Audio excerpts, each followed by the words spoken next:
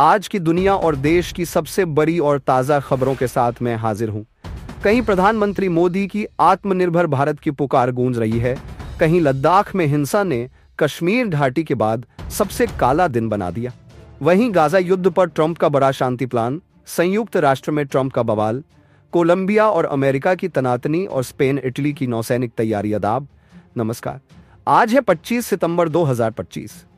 मैं आपका होस्ट अनीस अंसार और देख रहे हैं ग्लोबल आवाज।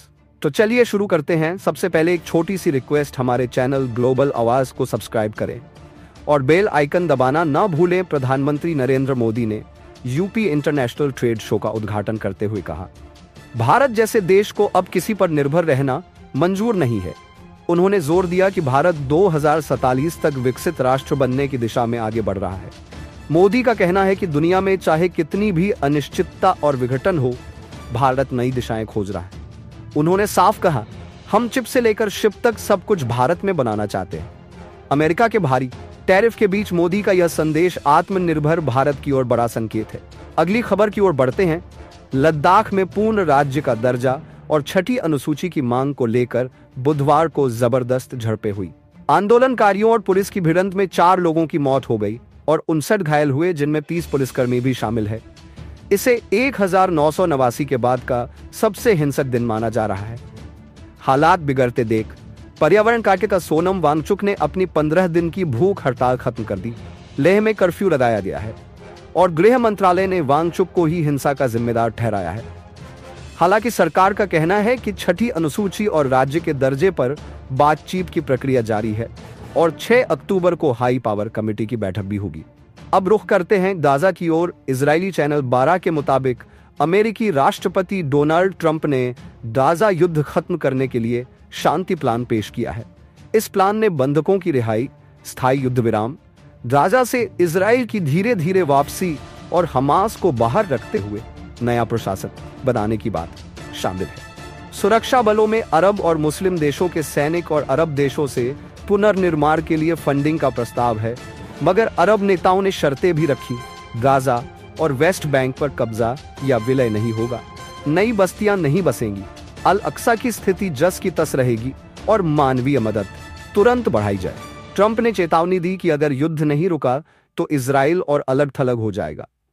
अगली खबर, न्यूयॉर्क में संयुक्त राष्ट्र महासभा के दौरान राष्ट्रपति डोनाल्ड ट्रंप ने आरोप लगाया कि उनके साथ ट्रिपल साबोताज हुआ है। उनका कहना है कि 3 संदिग्ध घटनाएं घटी, एस्केलेटर रुक गया, टेलीप्रॉम्प्टर बिगड़ गया और साउंड सिस्टम फेल हो गया। यूएन ने इसे आकस्मिक बताया और व्हाइट हाउस स्टाफ पर शक जताया, लेकिन ट्रंप का कहना है कि यह बहुत भयावह था और जिम्मेदारों की गिरफ्तारी होनी चाहिए। अब बढ़ते हैं लैटिन अमेरिका की तरफ। कोलंबिया के राष्ट्रपति गुस्तावो पेट्रो ने अमेरिका पर गंभीर आरोप लगाए हैं। उन्होंने कहा कि कैरिबियन सागर में ड्रग तस्करी, नौकाओं पर अमेरिकी हवाई हमले तानाशाही की कार्रवाई है। रिपोर्टों के अनुसार इन 100 हमलों में 17 लोगों की मौत हुई है।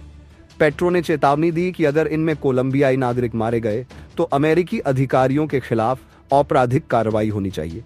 ट्रंप का कहना है कि ये हमले अमेरिका को फैंटानिल जैसे नशीले जहर से बचाने के लिए जरूरी हैं, मगर विशेषज्ञ पूछ रहे हैं, क्या यह अंतर्राष्ट्रीय कानून का उल्लंघन नहीं? अब भूमध्य सागर का रुख। स्पेन और इटली ने अपने नौसैनिक जहाज रवाना कर दिए हैं ताकि ग्लोबल सुमुद्र फ्लोटिला को सुरक्षा दी जा सके। यह फ्लोटिला 45 देशों की मदद लेकर गाजा की ओर जा रहा है और उस पर पहले ही ड्रोन हमले हो चुके हैं। इटली ने दूसरा जहाज भेजा है, जबकि स्पेन का नेवी शिप कार्टाजेना से रवाना हुआ। स्पेन के प्रधानमंत्री पेद्रो सांचेज ने न्यूयॉर्क में कहा, अंतर्राष्ट्रीय कानून का सम्मान होना चाहिए और भूमध्य सागर में सुरक्षित नौवहन का अधिकार हर नागरिक को है।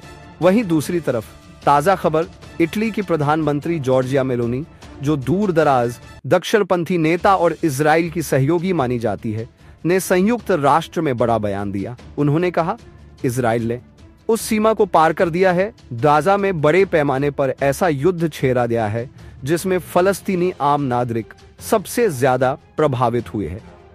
इसी सीमा को पार करते हुए इजराइल ने मानवीय नियमों का उल्लंघन किया है और नागरिकों का नरसंहार किया है। यह फैसला, जिसे इटली ने बार बार अस्वीकार्य बताया है, हमें यूरोपीय आयोग द्वारा इजराइल पर प्रस्तावित कुछ प्रतिबंधों के पक्ष में वोट देने पर मजबूर करेगा। वहीं दूसरी तरफ न्यूयॉर्क में होने वाली संयुक्त राष्ट्र महासभा से पहले इस्राइल के प्रधानमंत्री बेंजामिन नेतन्याहू ने बड़ा बयान दिया है। बेन गुरियन एयरपोर्ट से निकलते वक्त उन्होंने साफ कहा कि वे अपने भाषण में उन पश्चिमी देशों के नेताओं को बेनकाब करेंगे जिन्होंने फिलिस्तीन को स्वतंत्र राज्य के रूप में मान्यता दी है। नेतन्याहू बोले, मैं सच बोलूंगा इस्राइल के नागरिकों का, हमारे सैनिकों का और अपने देश का, और मैं उन नेताओं की निंदा करूंगा जो हत्यारों और आतंकियों को राज्य देना चाहते हैं।